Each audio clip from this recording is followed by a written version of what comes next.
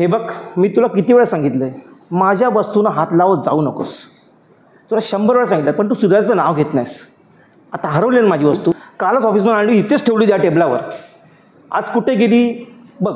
एका दिवसात वस्तू हरवली. घरभर तू करते काय गं? सगळा पसार करून ठेवलायस. तुला घरात बघता येत नाही? माझी वस्तू हरवते कशी? तुला घरात बसून काही कामं काय असतात? फक्त जेवणं करा एवढीच ना? अगं, आम्ही ऑफिसला जातो, मरतो, ऑफिसमधून ट्रेनमधून ये जा करतो. त्याचं तुम्हाला काय नाही. घरी आल्यावर नवऱ्याला विचारावं, पण काय ते काय नाही.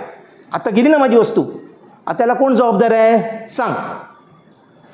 आणि तो शेजारचा मुलगा आला होता काय घरी आपल्या? माझ्या रूममध्ये गेला नव्हता ना तो कार्टा? त्यांनी घेतली ना माझी वस्तू. अरे मग गेली कुठे? माझी वस्तू गेली कुठे?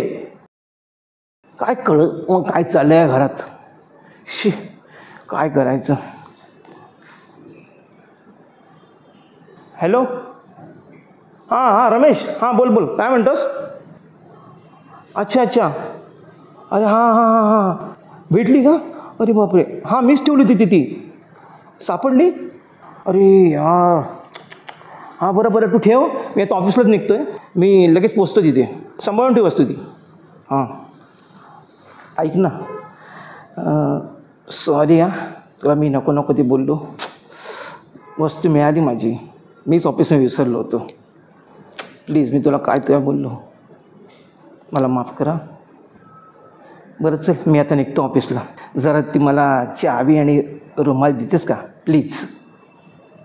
थँक्यू.